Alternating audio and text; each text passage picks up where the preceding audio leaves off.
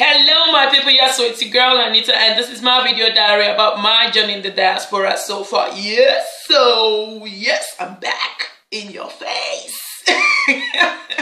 Anyway, if you're coming across my video somewhere in the world, on the web, and you're wondering what's this lady about to say, my advice to you is if you can sit through this video to the end, just press that button at the side of your screen that says subscribe.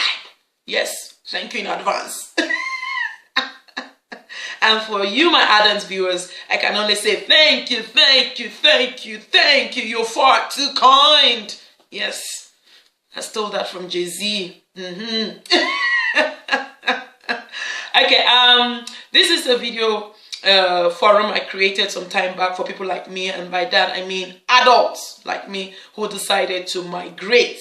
And you know the popular saying, it is difficult to teach an old dog new tricks, you know, and I created this forum for people like me who are constantly, you know, struggling with integrating into the new social system, struggling with, you know, accepting the new culture we decided to, you know, throw ourselves into. So this forum is for people to share their story, tell, you know, give some kind of experience, you know, high points, say their high points, low points, middle points, power points.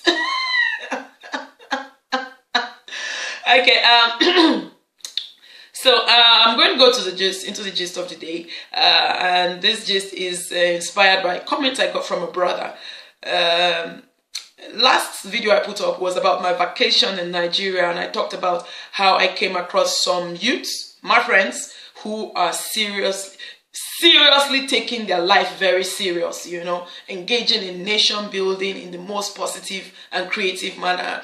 And in fact, go and watch the video, you will understand me better. But this guy wrote to me and was like, look, Anita, I think you're being a bit in denial, and you're not saying the truth. You're polishing it too fine, because each time, according to him, he goes back home, it is very, very hectic. He is completely drained. He's drained psychologically, mentally, physically, emotionally, financially, most importantly.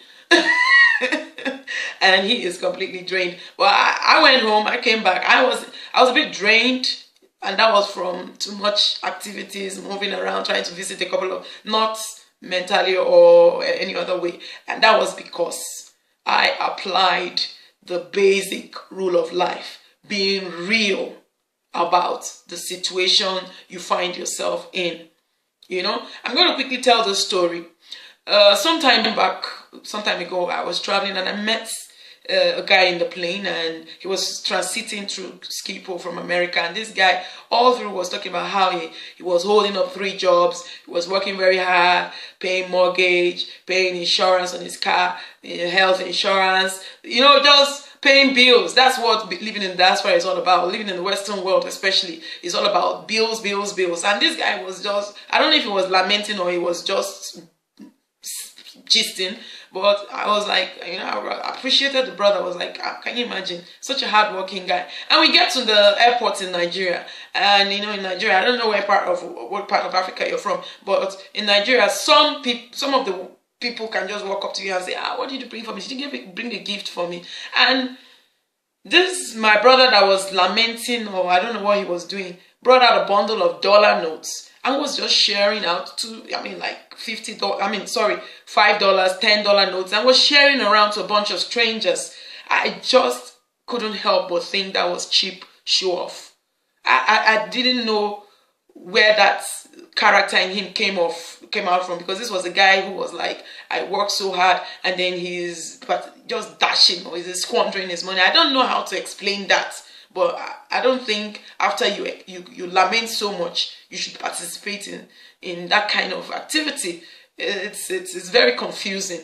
Anyway, it brings me to saying that most of us living in the diaspora are the cause of our problems, because we do not tell people back home our reality while living in the diaspora. The Western world especially is a place where you do nothing but pay bills, pay bills, pay bills. Yes, extra cash comes out for you to go on vacation, but if you're doing something legit, you're not going to go out there squander your money. Those who are squandering, they are actually engaging in money laundering, but probably they're on drugs, they're doing drug business, and they want to quickly get rid of cash as soon as possible. And you doing legit business, you go follow them, go they show off. You know, that kind of a thing. And then you go back to your base, maybe in America, drinking Gary for like 2-3 weeks before your next paycheck comes in, and you're like lamenting, oh my God, going back to Nigeria is so hectic. Why don't you tell the people the reality of living in abroad? It is not easy. It is not easy. People paint the story like if you come abroad, all your problems will just be solved overnight. No, it's not true. My people, say the truth. Don't go there and use shame and drink poison. No. So if you go back home for vacation, please live according to your pockets. Live according to your earnings. Don't go there to go and want to make some false impression. You will be drained. And then, you know, there's another thing I noticed when I went on vacation. A lot of people who, before they traveled or they migrated, who used to do a lot of things for themselves. But for instance, I used to drive myself. I used to do my laundry, clean up after myself. I used to go into the markets by myself. They come back home, you know, maybe they've migrated to some Western world, and they come back to, let's say, Nigeria, for example, for vacation, and everything around them has become ill.